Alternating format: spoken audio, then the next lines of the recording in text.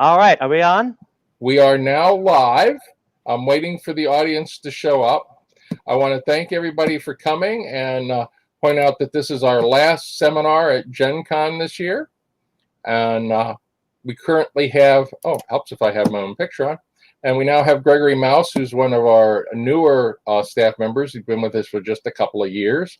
He does a great job, and I want you all to enjoy yourselves. And I'm now seeing audience members climbing in. So welcome again, everyone. If you have a Gen Con ticket, please be kind enough to turn it in. And I'm going to pass it off to Gregory.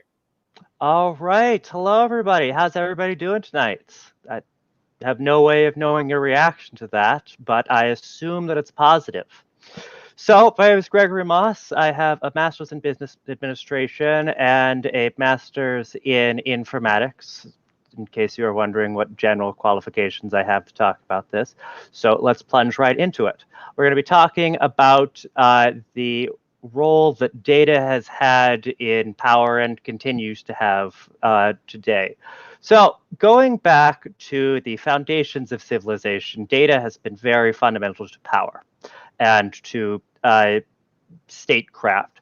So you're starting up an ancient Mesopotamian city-state, and you suddenly have all these thousands of people, and you need to figure out who's harvesting what, and then they start all sending all of their things to the granaries.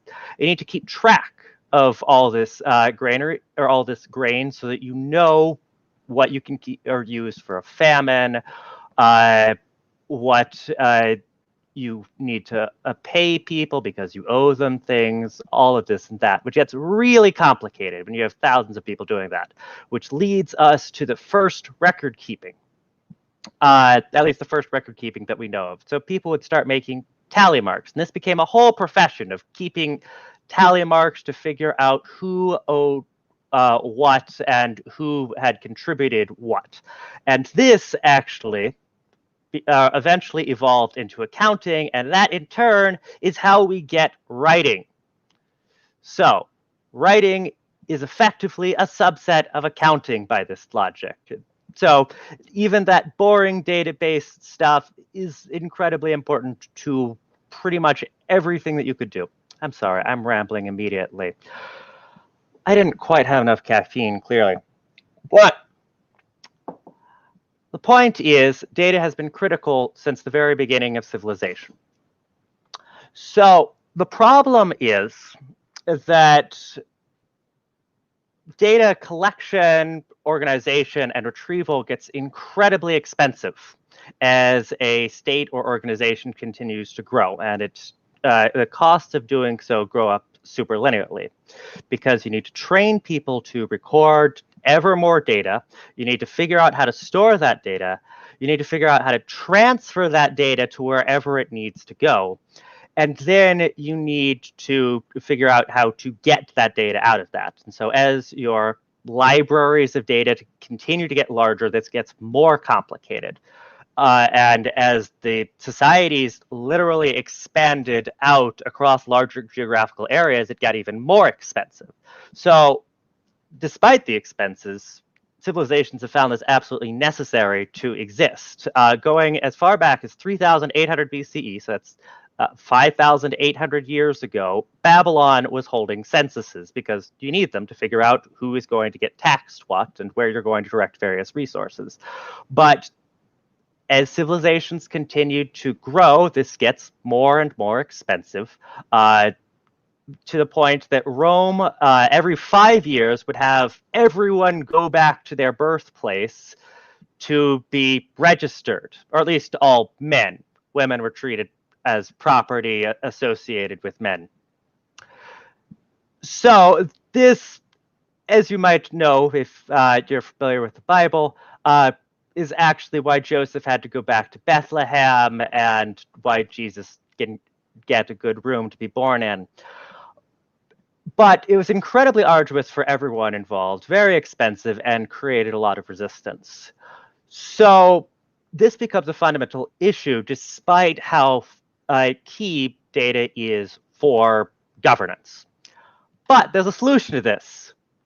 technological advancement makes it vastly cheaper in just about every way. So storing becomes a lot simpler. Just starting with writing, it makes it a lot easier to store things compared to just trying to remember things. And then you get things like the printing press and computer databases getting more efficient at making storage a lot cheaper. The collection is also a lot cheaper. You don't have to send somebody around to everyone's house to figure out what's going on with them. No, people can track that directly from your smartphones, for example. Transmitting data becomes a lot cheaper because you can just send it over wires instead of having to have people carry around clay tablets.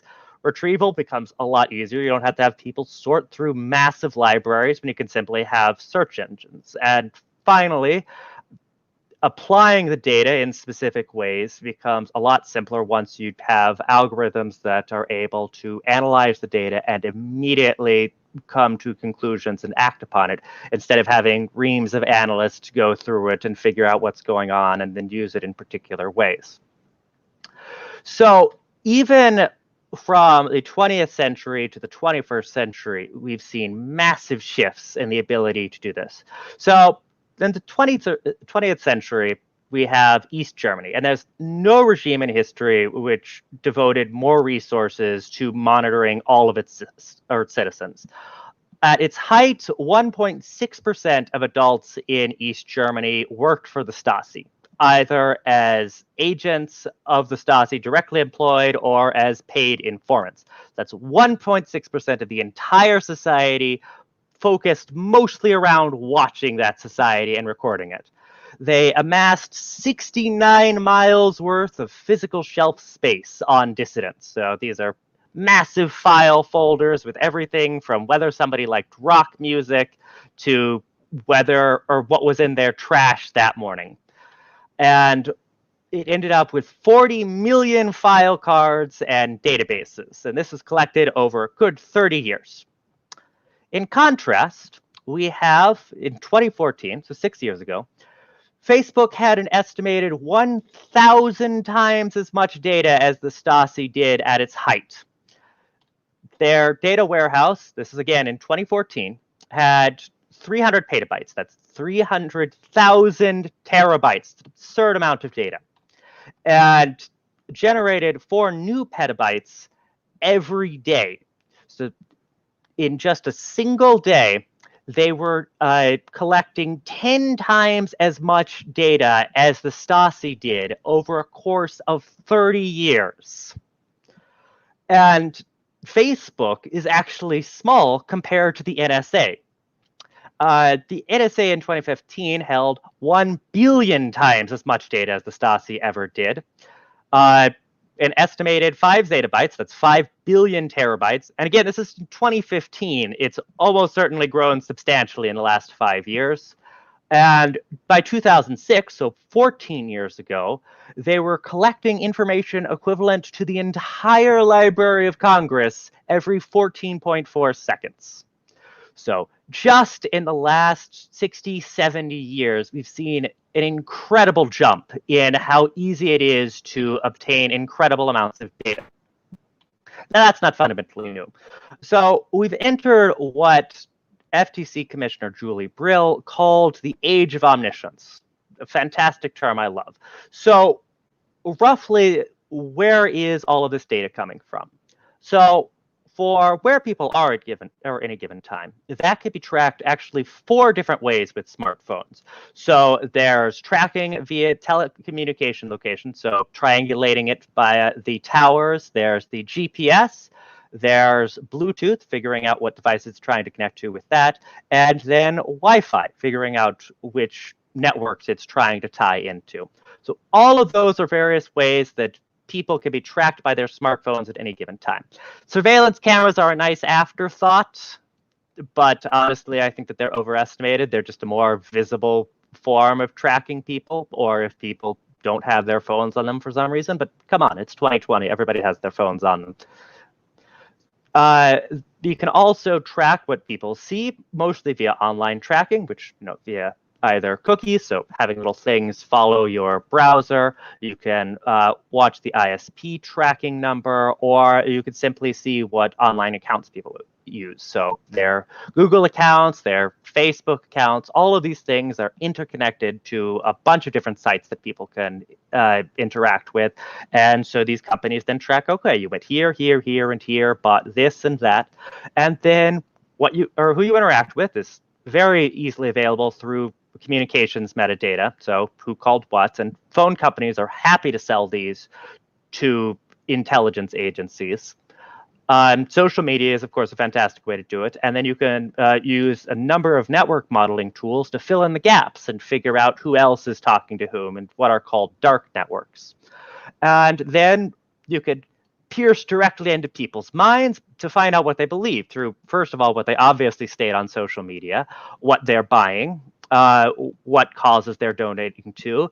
And again, you can use location tracking for this. So a lot of campaigns have been using location tracking to find out if people go to churches, or if alternatively they go to abortion clinics, or any number of other things. There's actually been a fantastic and horrifying campaign of detecting when women are going to abortion clinics and then sending them text messages about the horrors of abortion. But that's a whole other thing. So who are the sorts of organizations collecting this? Aside from the governments, there are massive digital giants, some of which you're probably more familiar with. So Facebook, Amazon, Google. In China, we have Baidu and TikTok, and Apple and Twitter. Those are the ones you're more familiar with, and they get large amounts of data through online activity. Then there are data aggregator companies, which are almost entirely based just around data. So they don't sell advertisements. Instead, they sell to advertisers, or they sell credit card information or credit ratings. So you have companies like Axiom, Experian, Palantir, and Equifax.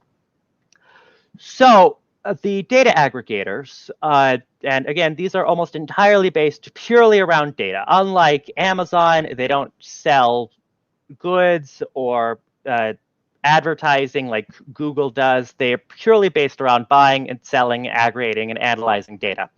So Axiom is just one of these companies. It holds over 1,000 propensities for nearly every U.S. consumer. At least that's what they've said in every one of their consumer annual reports from 2014 to 2017.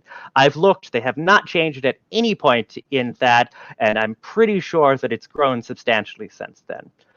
Experian, another of these companies, said they hold thousands of attributes on more than 300 million consumers. Now, the question is, what are propensities and what are attributes?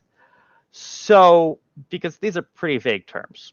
So here are some of those based upon a 2014 report by the Federal Trade Commission. So this is everything from where you live and where you've ever lived, your social security number, age, weight, gender, religion, social media use, all of your criminal histories, all of your networks on social media, so who you interact with, what pets you own, whether you've ever donated to any causes, race, entire financial history, home ownership, what languages you speak.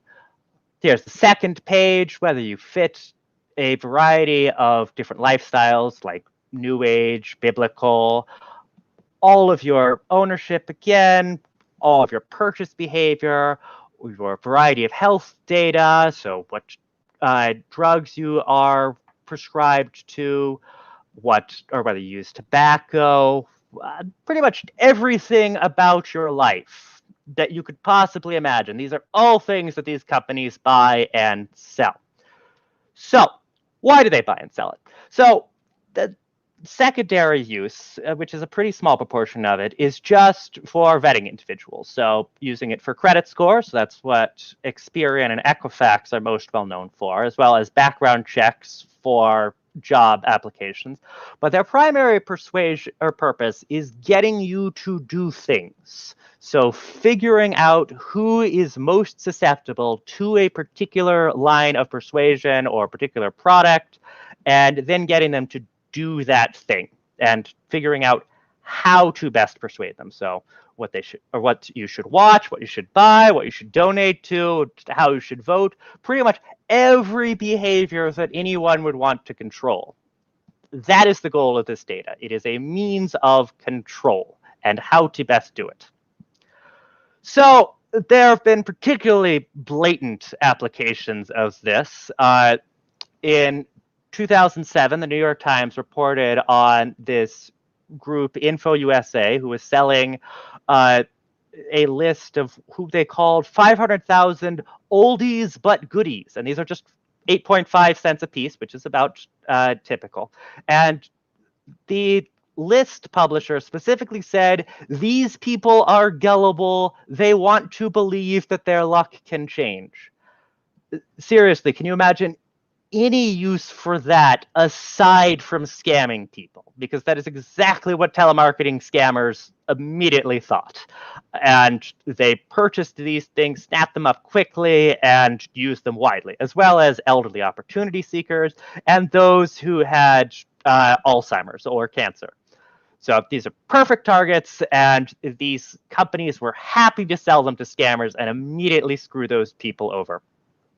They also sold lists of people suffering various addictions or who generally had personality trait addictions. And this was broken down by gambling addictions, various drugs, sex addictions, all sorts of things, which there's really good reason or little good reason as to why these things should be sold without any consideration as to who's buying them.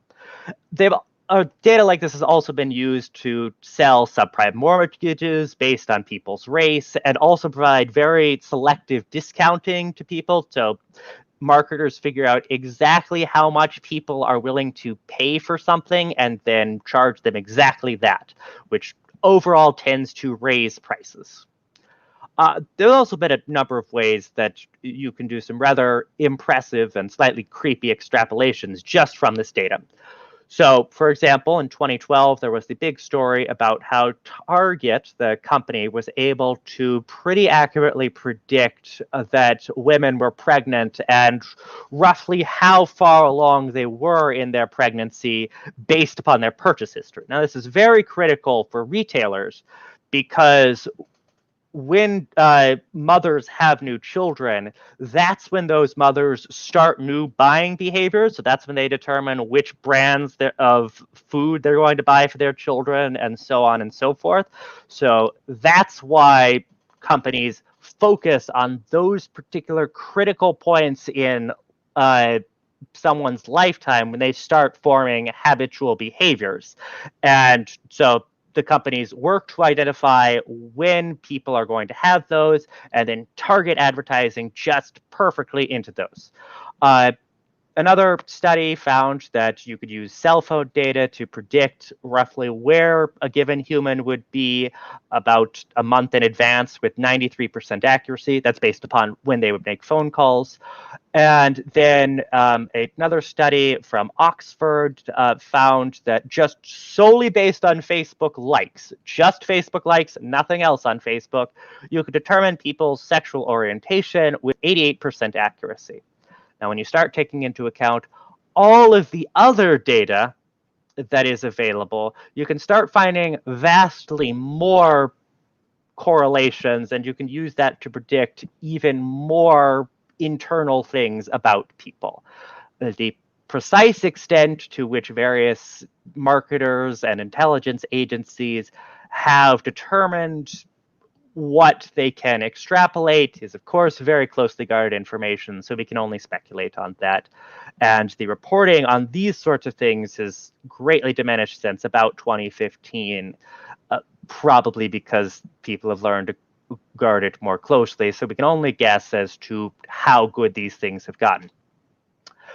So, as to who is using data brokers, there was a big inquiry in 2012-2014 by the U.S. Congress asking about these data brokers and asking, for example, who these companies' clients were. Now, these companies deeply respect the privacy of their clients. Obviously, they don't respect your privacy because getting into your privacy is their business model. But Axiom absolutely said, no, we won't tell you exactly who our clients are, but we will tell you that it's, 47 Fortune 500 companies, 5 out of the top 10 retailers, 6 out of the top 10 U.S. hotel chains, 5 out of the 13 largest U.S. federal government agencies, and then they ended it on this nice little note, both major national political parties.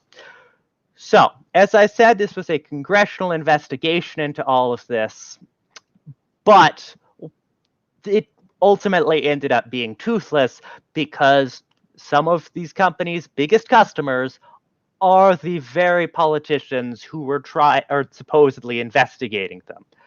And these politicians rely on this data to target their campaigns. Ever since 2008 with Obama, data for targeting consumers has been absolutely fundamental to campaigns. There was a huge amount of media attention on Cambridge Analytica for Trump's role for Trump's campaign in 2016, saying, oh, they're using all of this data to target people and promote certain messages. That was not fundamentally new. I'd say that I'm not normally one to point out media bias, but that's one particular case where they had a bit of a double standard because Obama was doing a lot of the same things, at least with data. Some of Cambridge Analytica's other practices were a little sketchier, like intentionally using it to foster racism and bigotry, not just in the US, but in some of their other campaigns around the world. That's a bit of an issue. But the point is that data-based political campaigns are pretty much here to stay. And so there's very little chance of the US political establishment cracking down on these sorts of practices anytime soon. So, even more unfortunately, the databases are very vulnerable. In 2014, there was 110 million U.S. credit cards credit cards were exposed by Russian hackers. That's from Target. Target, the same company, was also really good at identifying when you're getting pregnant. So that hints that hackers might be able to get even more from them depending on how far the hack went. In 2015, there was the hack by Chinese government hackers into 4 million U.S. federal employee records, plus 17 million other people who were part of background checks and that sort of thing. 2017, 163 million Americans' financial records were hacked at Equifax. And by the way, we were supposed to all get settlements for our records being hacked. I think that we were supposed to get like $500 or have free record checking. Far more people actually paid attention to this than they expected, though, and it doesn't look like Equifax is ever actually going to pay that out. But that's a whole other rant, I'm afraid. So in 2018, there were 500 million guest records at Marriott stolen by Chinese hackers. In 2019, there were 885 million financial records from American Financial, which were hacked and exposed online. And then in 2019, there were 540 million Facebook records leaked, which is not to be confused with the other time in 2018 when 50 million Facebook accounts were hacked. So all of this data is just sloshing everywhere. All of this incredibly precise data, which again, most of which is intended to persuade and control you. And yet there's very little control as to where all of it is ending up. But we do know that a lot of it is getting out. And I should point out that these are the only breaches, these are only the breaches that we know about. And this is also just a small selection of them. And it is very likely that there are far more breaches that have not been detected. And if they have been detected, the companies simply have not revealed them to the public because they don't want to be liable. So, for example, the election or the hack at Equifax was going on for at least 2 or 3 years, and there's a pretty good bit of evidence that Equifax was trying to cover it up as much as possible. And they're even the people who are most knowledgeable of consumer data issues are still vulnerable to these sorts of things. So Krebs on Security is a fantastic blogger on this subject. Did a little experiment in 2014. He just went to 2 identity theft sites. So these are sites specifically focused on allowing criminals to buy the data necessary to steal your identity, and was able to get the full address histories and social security numbers for all 13 members of the Senate Subcommittee on Consumer Protection, Product Safety, and Insurance, as well as the head of the FTC and the head of the Consumer Financial Protection Bureau. He just had to go to 2 sites to do that. So these are the sorts of people who should have the most protected personal information in the US, aside from maybe special forces people, and yet 2 sites for $3 to $5 each. All of that information to steal their identities was entirely vulnerable.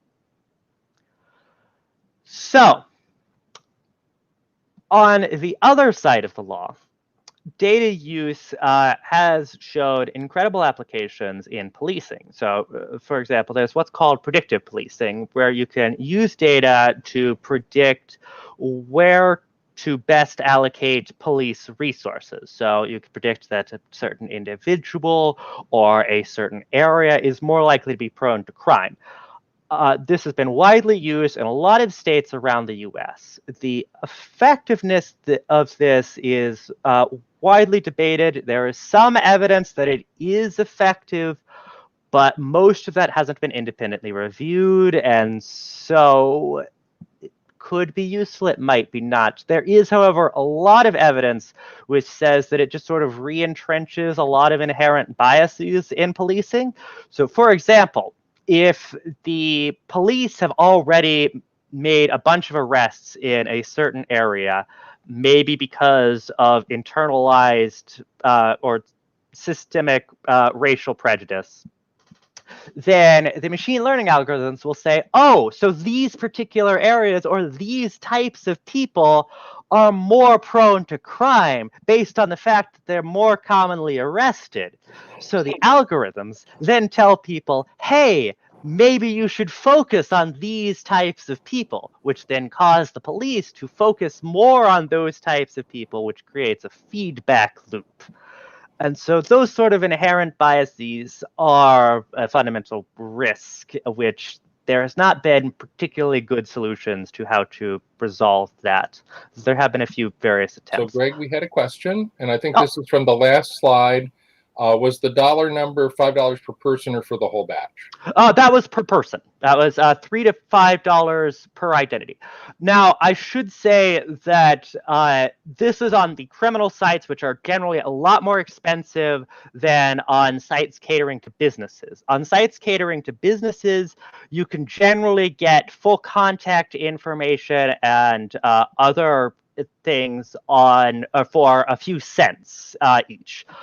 So, for example, a lot of political campaigns, and I've worked with political campaigns in applying their databases to manipulation or, persuasion, marketing, depending on how you look at it.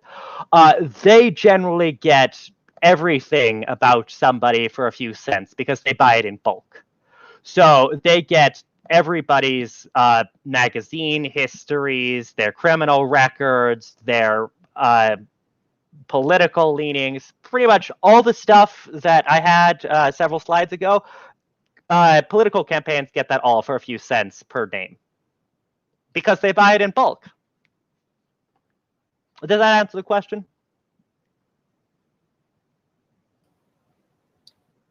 Yeah, I think you did. Okay.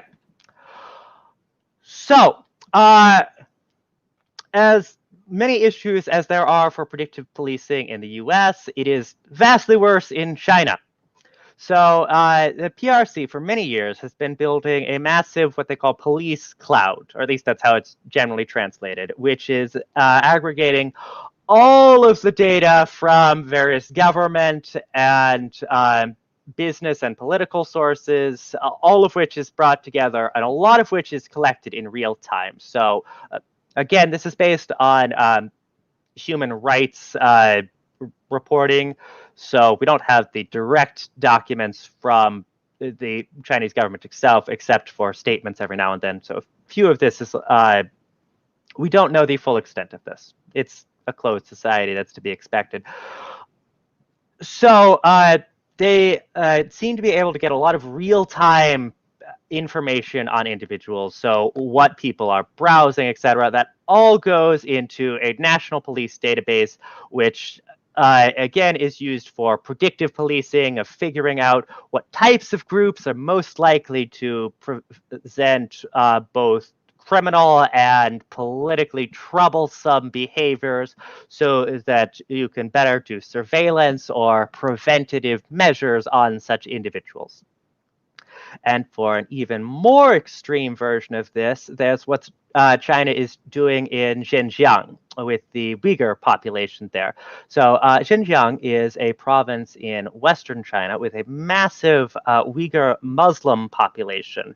And China is pretty focused on getting rid of extremism, which effectively they have defined as any sort of Muslim identity. And this is aside from the millions of people they have in re-education camps that they are trying to basically brainwash. But purely on the data side, all phones in the province must have constant tracking apps on them. That's in addition to the other tracking inherent in cell phones. And these apps then basically track everything that you do on the phone. You then hand these in at all checkpoints, which there are many, and as well as providing fingerprints and genetic swab tests and all of these things. There are guard posts everywhere, as well as surveillance cameras everywhere with facial recognition, health checkups which collect biometric data. Actually, there was a bit of a scandal in that there was a Stanford-based firm, like Stanford University-based firm, that accidentally maybe was helping with a lot of the DNA processing of the Uyghur population, but that's another story. And all of this data is being processed through a system called iJob, developed by the Chinese military, which is, again, intending to predict troublesome people based on everything from unusual fertilizer purchases to, of course, any sort of mosque attendance is immediately flagged as suspicious. So, Greg, one of the other things you might want to lay out here is how close you perceive the Chinese surveillance state is approaching like the 1984 of George Orwell. I'm glad you brought that up, because that was actually what I was going to move into.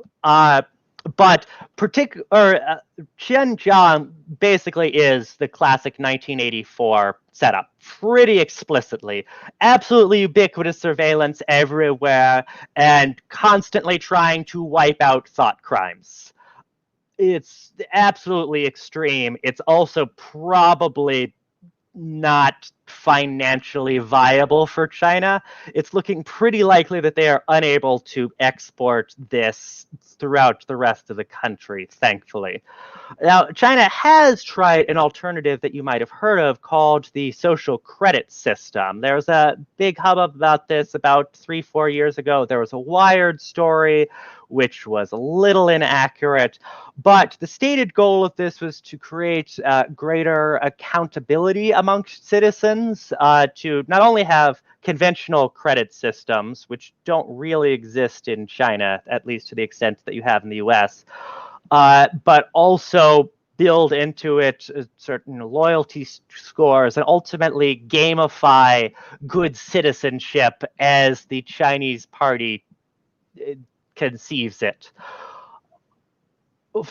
And if done fully based upon this, it would basically be a way to effectively build your whole society in a way that incentivizes all behavior and creates a beautifully terrifying totalitarian state that stay entirely hands-off and get its citizens to love it. Fortunately, the applications of this have been mostly restricted to various pilot programs within regional or citywide things, and it doesn't look like they're going to be able to extend it beyond that, and so that has generally stalled out. There was also some concern at the time. I was working with the State Department on analyzing this. There was some concern at the time that they might export this sort of system to other states, Venezuela in particular, because of some interactions that they had with various military and surveillance companies. But it does not look like that's going to be carried through for a number of reasons. So for now, at least, though this could change, complete data totalitarianism looks like it's going to be at least 10 years off, but we'll see. However, this has not stopped governments from using data systems to influence each other's populations. So, for example, a lot of China's theft of data from Marriott and various airlines seems to have probably been intended for blackmail purposes, as well as their hacking of the the Office of Personnel Management. So the other thing that I would hope you'd stretch out a little bit is how your understanding is of, as extensive as this has been, it's tremendously expensive.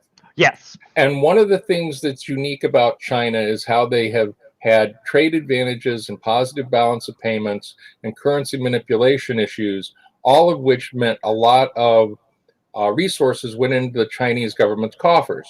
Mm-hmm. So do you think that the changes in the Chinese economy are going to, as part of why this is slowing, and if it can be sustained? Because I tend to think, but I don't know, that the mass of resources and financial power that they had was a good part of how they implemented this in the first place.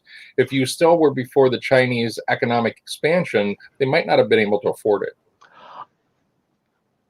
That actually, I think, works two ways. One, in the sense of the direct cost of doing so, but also in the sense that continued economic growth and expansion gave the Chinese Communist Party sufficient legitimacy and ability to continue to centralize systems in a way that economic stalling has made it much more difficult for them to do.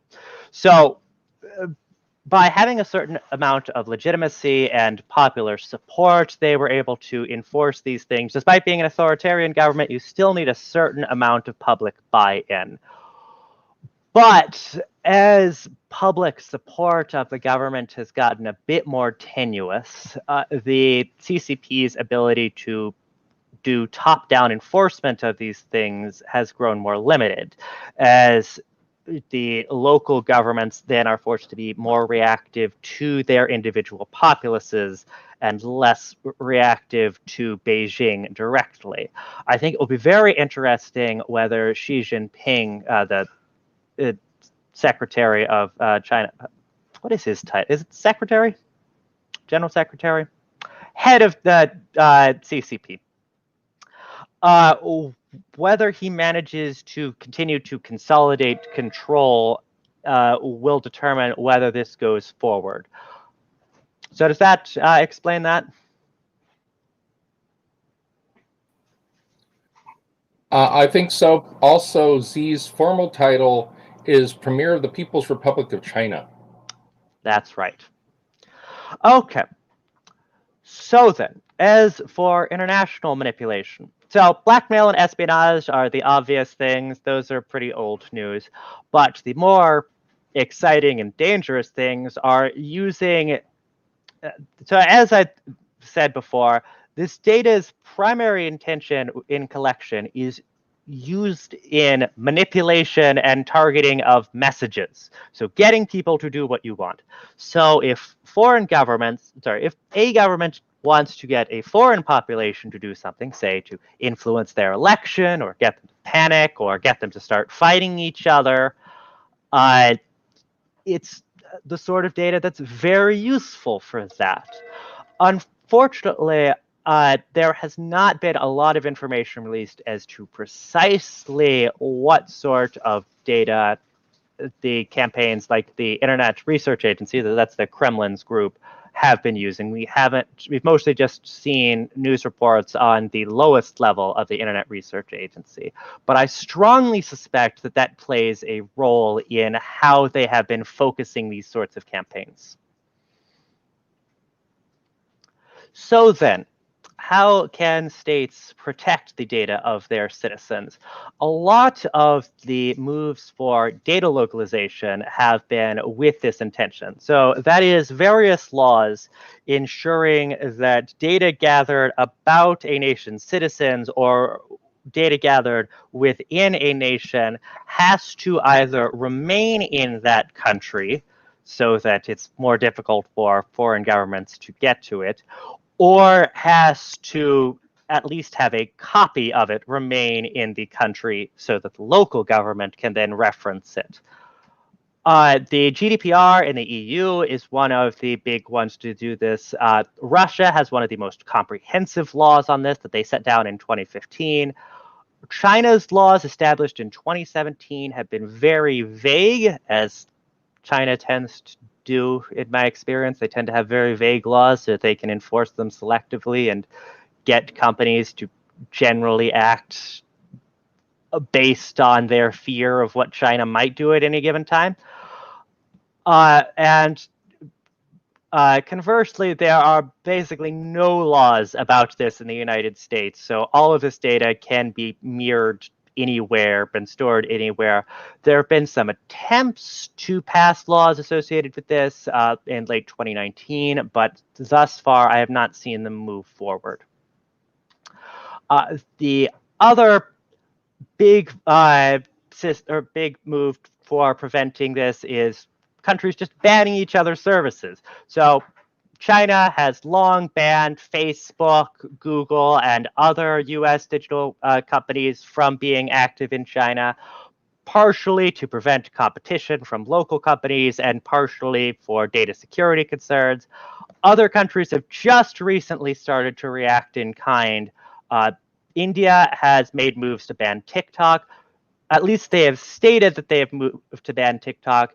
It's unclear whether they have acted upon that, since as far as I know, it is still available in the country.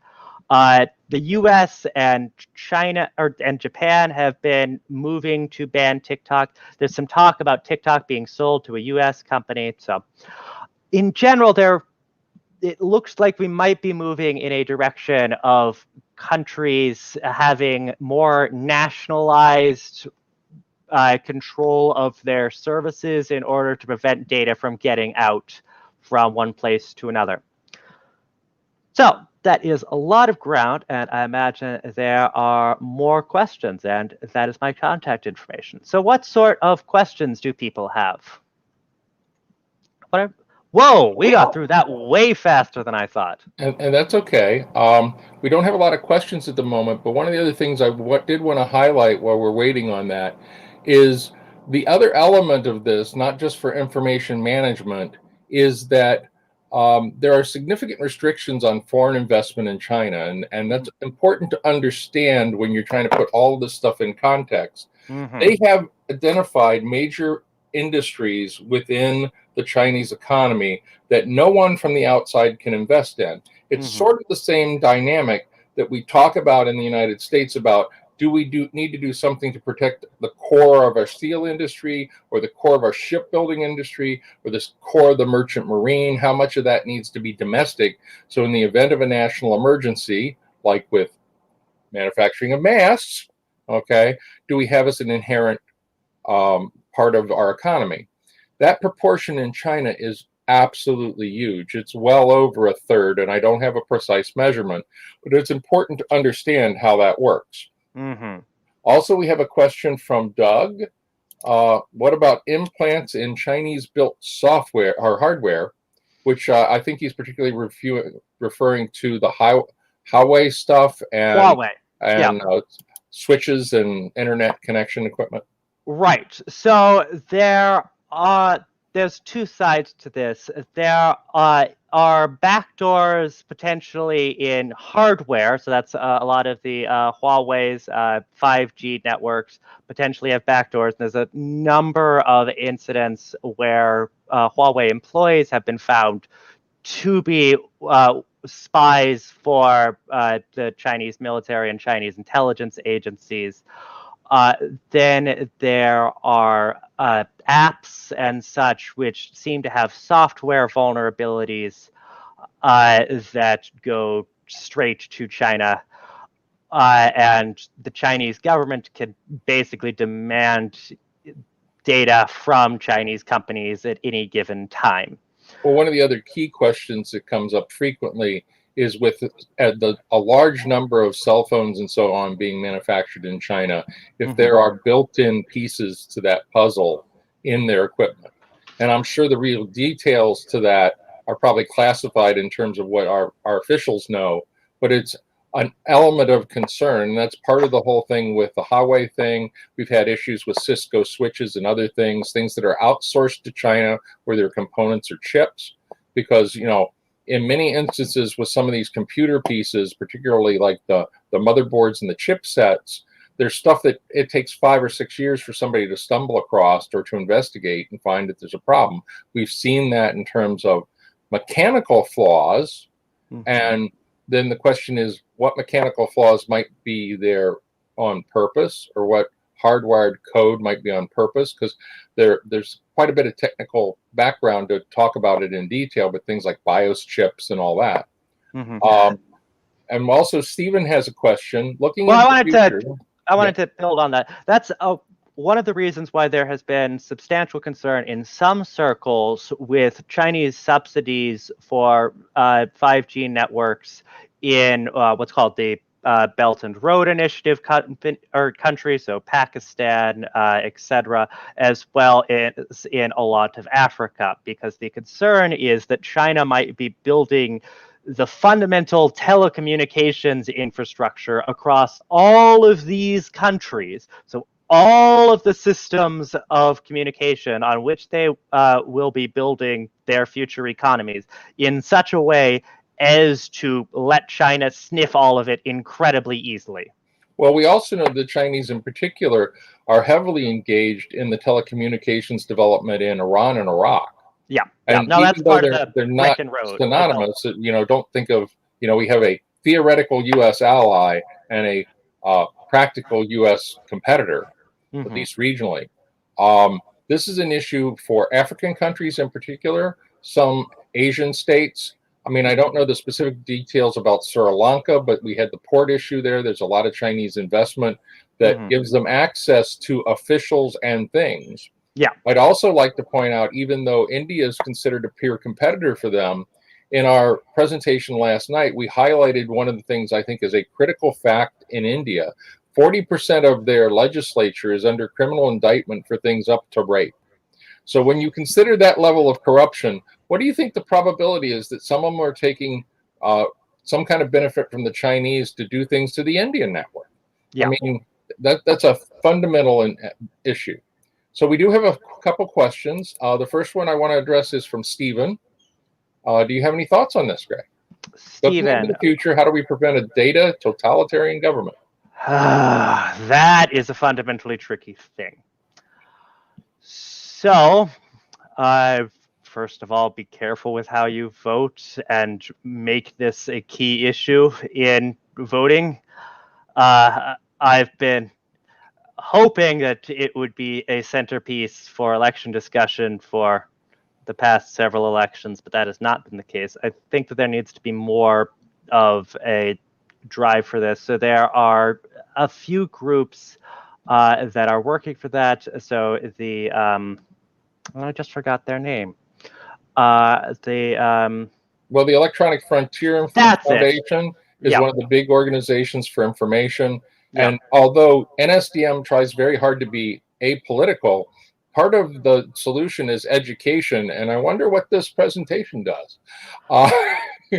So, I mean, one of the big things is to see that we get a lot more universal awareness, because until there's more universal awareness in the US, at least, you're not going to have an influence on policymakers, because most of our policy makers, look at who's running for president. They're all over 70. They're older than our old staff. So the thing to understand is these people didn't grow up with computers. I mean, when I started in the workforce, people thought I was special because I could actually work a desktop PC, and they were just hitting the office. You know, for those people, it didn't exist for a good chunk of their lives, and that wasn't part of when they were being educated. So until we get a younger crowd with that was a clear part of their education, or people who have self-educated to a higher level of understanding, in the US, that's a problem. Mm-hmm. But I think the other underlying problem that it comes out with your question, Stephen, is that most countries don't think how we do. Okay, the standards of what is surveillance and the standards of what's acceptable is a lot different in different places. Mm-hmm. And it depends upon the character of the people administering the system, because this is one of our constant themes in NSDM presentations, is do we want a rule of law or a rule of men?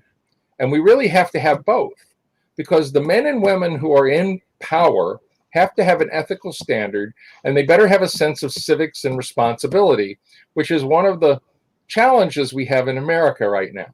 If you go to South Korea, everybody's GPS information was incorporated into the process for trying to fight COVID.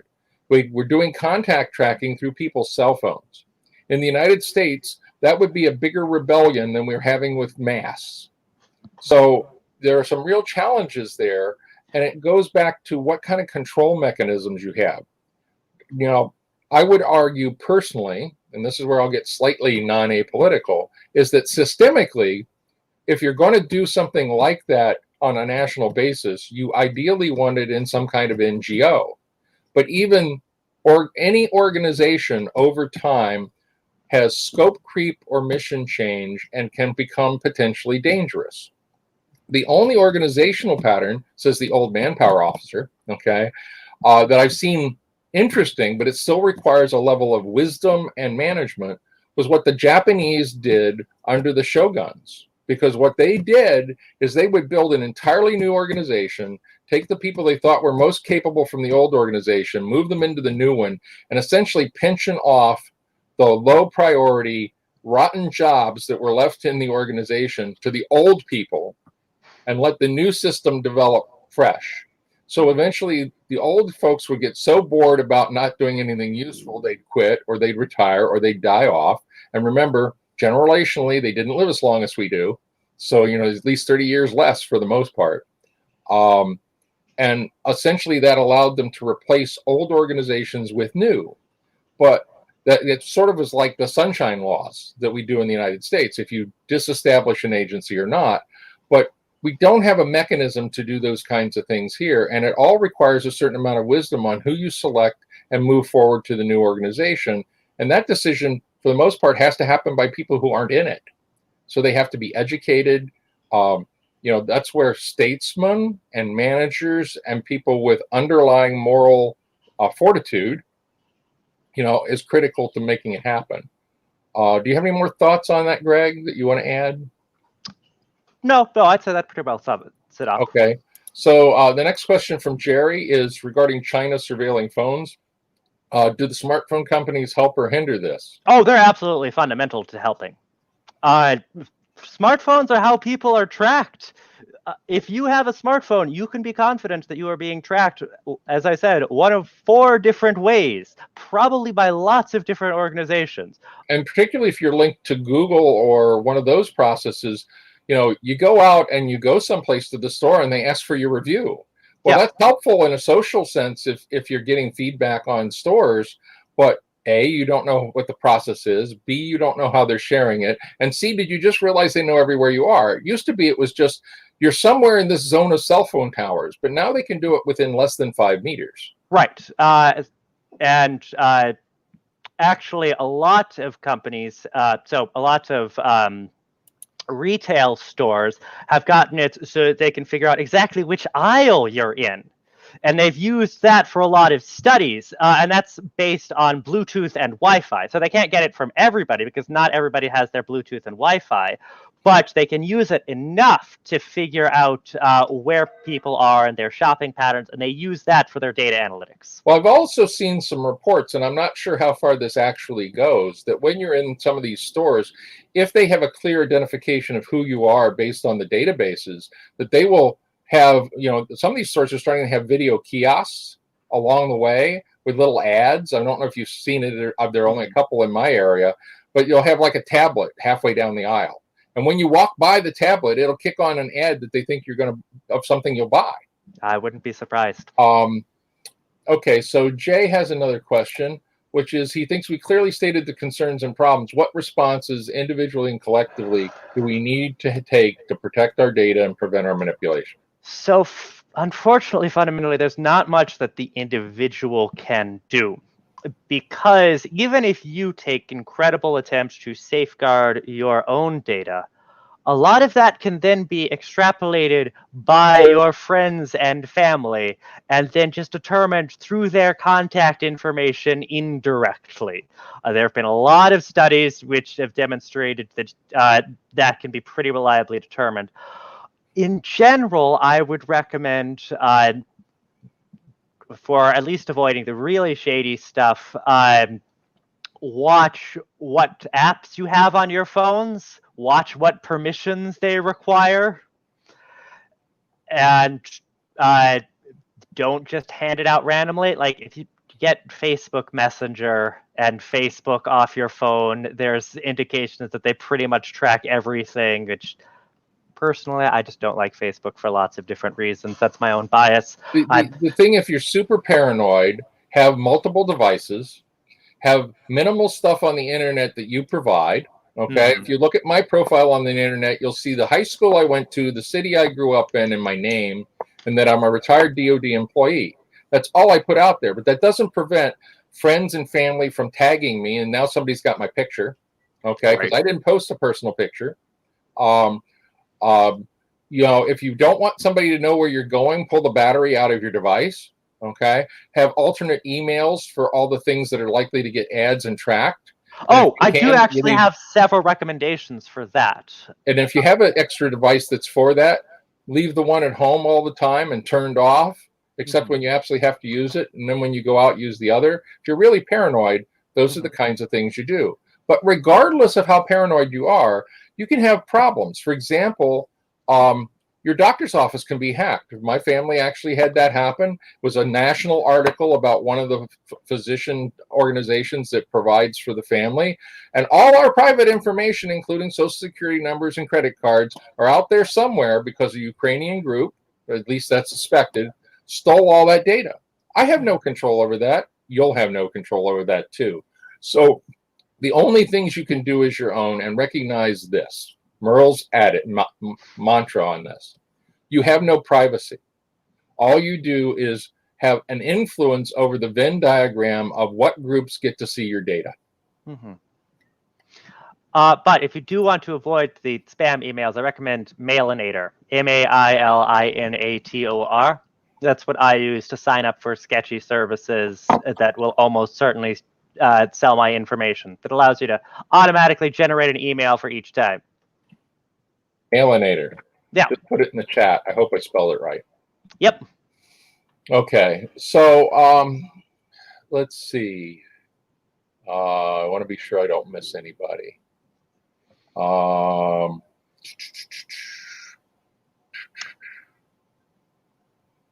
Okay. This is sort of what we already talked about. What do you recommend to help prevent data crime and other information gathering? Again, be very selective with what you're signing up for, what apps you let on your phone, what information you give out on social media, etc. Unfortunately, there's only so much that we can do individually. Okay, so here's another one. Can we explain the intersection of the use of data machine or AI learning and how data is used to grow AI? Yeah. So machine learning is fundamentally based upon data. What it does is it examines a bunch of data and it uses it to find correlations between different types of things.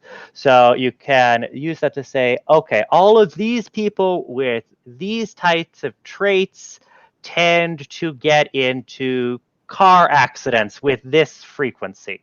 So, you can do that based upon age, gender, etc. And so you'll use that to determine insurance rates. Similarly, that's a very old, simple example.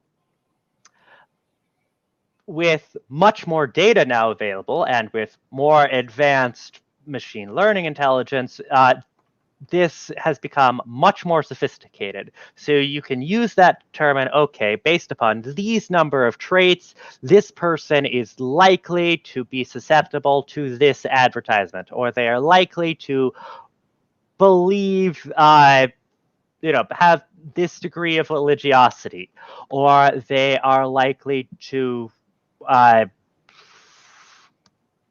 have this addiction.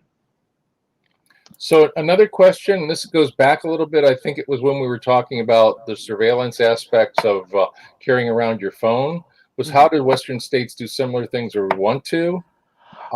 Do similar things to what exactly is the question? I think what they're talking about is how you're tracked and what you do on the internet and everything else. And in Western states, there's far more risk, I think, from non-government entities than government entities. Yeah. That's one of the fundamental differences, and it's helpful to us that that's distributed. The one thing that is not transparent is how much sharing is going on behind the scenes and list cells and things like that, because they're not only the illegitimate folks, quote unquote, from a legal standpoint that are on like the dark web, but there are lots and lots of marketers that are doing stuff. And some of them are smart and some of them are dumb. Like right now, I get almost every other day calls in Chinese to my cell phone trying to sell me something in Chinese. Now, that's not particularly bright because I don't speak Chinese. But at the same time, they're trying to leverage the data that they have. Yeah. So as you said, a lot of this is in Western countries is handled more by the private sector. But yes, they do in fact sell a lot of that to government sectors. So a lot of social media platforms tend to have cozy relations with the intelligence community. We know that there have been reports specifically of phone companies selling massive amounts of data to the CIA. The other things, though, are just suspected, so we can't be sure. But I imagine that they are very similar. The difference is that Western governments tend to be a bit more accountable to their citizens than China or Russia. The magic word is tend. Tend. Okay. Tend. I'm trying to catch up on old stuff. Jay asked if we're going to have this on YouTube. Yes, we are broadcasting to both YouTube and Facebook for our broadcast. We will not be posting slides. One, because mechanically it's an issue, and two, because we don't want somebody repurposing them in weird ways. It's bad enough if you can take the image. But there are things that we do under the fair use doctrine in some of our slide decks that we really want to make it a little bit harder for somebody to manipulate. Yeah, and here's the other one that Tommy mentions. Never use a debit card, use a credit card. And in the U.S., that's particularly important because you do not have the same protections legally if your debit numbers are misused that you do with your credit card numbers. Yeah, but the credit card numbers are also pretty susceptible to either being sold under the table or, as we saw in that Target example, hacked. So, yeah, we've had family credit cards go to England and buy prescriptions of all things, because you would think the person would know they could be ID'd when they go to the pharmacy.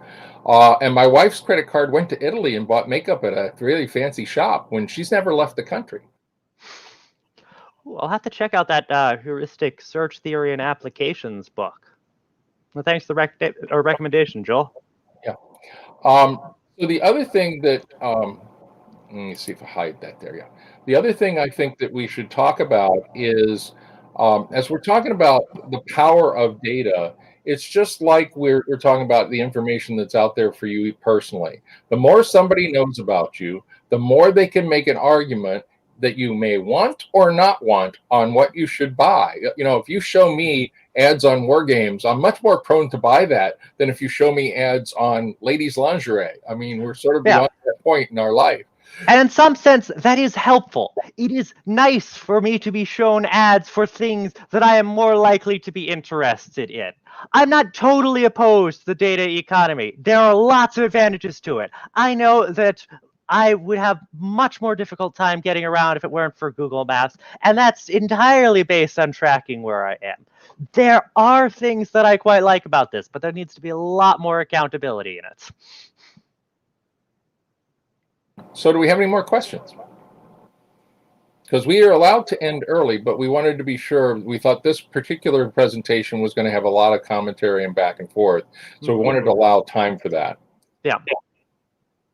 Giving you another second to do that. Are there any, the other thing I want to do, and this is Merle's personal shtick, we need to cover some basics. I tried to do this in all of the presentations to talk about NSDM, what we are and who we are. Basically, we're a not-for-profit group founded in 1990 that's been providing games and seminars on historical, military, and technology topics for basically 30 years. And our goal as a group is to try to understand better how things really work in the world and how decisions are made. We've got folks that have former military, government, and academic experience and business experience in logistics, banking, IT, and a lot of wargaming experience. So we show up at hobby conventions, academic and government venues. And if I get it to change slides here.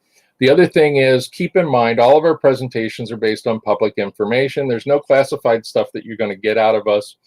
All our excerpts and pictures follow the fair use doctrine and Creative Commons rules. Any opinions, errors, or omissions are ours, and our employers, past, present, or future, don't know we're here, don't care, and our opinions are not theirs. The other thing is, for the rest of this year, our schedule is still evolving. Keep an eye on our Facebook page because we will announce events there. We plan to be at Dragon Con online, but their planning is just starting. That's Labor Day weekend. We expect, hopefully, we will have worked the bugs out on online gaming and offer 1 or 2 games, but we will definitely offer some presentations. A couple may repeat with updates, but for the most part, we're going to try to give new ones.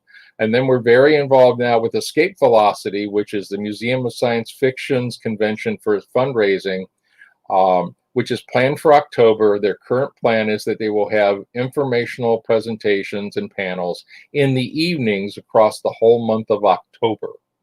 So in this case, we have no further study slides. So let me kill that stream. Come on, I can come to this one over here and do it. The joy of 3 screens. Okay. And you can see we're in NSDM's command and surveillance office here in the background. Let's see, we have a couple more things that have come in. If you use social media, if they allow you to turn off certain days of tracking, it's always in your best interest to do so, and I think that's great advice. Generally so. Unfortunately, that might then make you less visible to other users who you might want to be visible to. Trade-offs that are probably intentionally designed. Yeah. And then the question is, how has the GDPR been in actually controlling data collection in the EU since its passage? Right. There's also the question up above that of any chance of GDPR like that being implemented in the US or globally. Do you want to handle that afterwards, or? Sure. We can mix them together. Okay. So I don't think that anything like the GDPR is likely to be passed in the US for many years at least, because the digital lobbies are incredibly strong here. They are, first of all, a lot of companies are getting, or as I said, a lot of political groups get their targeting from Axiom and such, but also Google, Apple, Amazon, etc., all have an incredible amount of money and are major drivers of the US economy. So any sort of restriction on them is very difficult to do and requires a lot of political capital. Pretty much the only one the only presidential candidate who really seemed to care about that this year was Elizabeth Warren. I don't think that anybody is going to be pushing that through in the next presidency. Yeah, I mean, the lobbying effect of what the big powers in IT and Google and Facebook and so on have is absolutely tremendous. If you go back 15 years, Microsoft used to have one lobbyist in DC, and now they've got a bevy of them. And because they realized that controlling of the environment that they work in and operate in is a good part of business, and setting up the guild limitations to prevent entry into the field. It's very much like the creeping credentialism we have in a number of other areas, because it's a way to control people that are considered qualified for certain things. And, when they lobby for changes, they want changes that benefit them. Yeah. So that letter to Representative Edward Markey in 2012 by Axiom was happy to state that the company had been very active in formulating all of the policies around data use in the United States and was key to a lot of these groups. It was a really passive-aggressive and vaguely threatening letter. It's a fantastic read. Unfortunately, it's no longer available on his website. I had to get it through the Wayback Machine. But it's a great read in intimidation of a public figure by a massive company. But I can't say for sure how effective the GDPR has been in controlling data collection. Certainly, the larger companies seem to be abiding by it, but it's also quite possible that there have been things moving through quieter markets.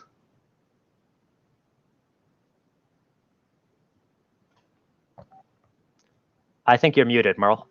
Oh, yep, I got my hand control. Trying to keep the back sound down. If you want to participate in one of our games, the best way to learn about it is to watch Facebook for us posting an event. We will post all of them. Our current plan is if we have seminars, they will also be posted that way, and they'll be broadcast and saved to our new YouTube channel and our Facebook video section. Most of our games are open to the public. There are very few venues that we go to that are private, but we're going to tend to do very few games this year because we're struggling with the mechanics of dealing with online gaming. The most likely thing to happen right now, and we haven't made the commitment, is to do our Cuban Missile Crisis game one or more times at DragonCon, because we've been prototyping that. And that's a lot of work because it takes us about 40 hours per country to set up the Discord server to do that. And we've been trying to test the mechanics.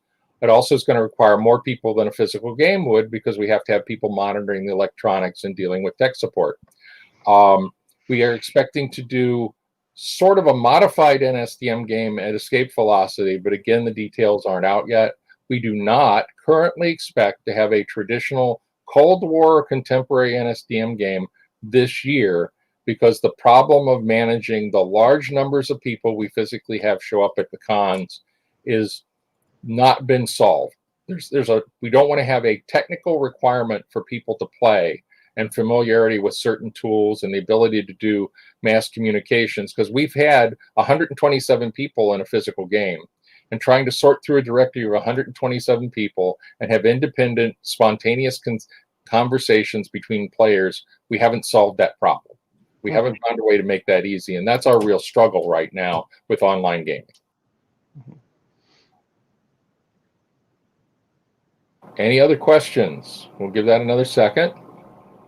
And if we don't see that in a little bit, we will close out for the day.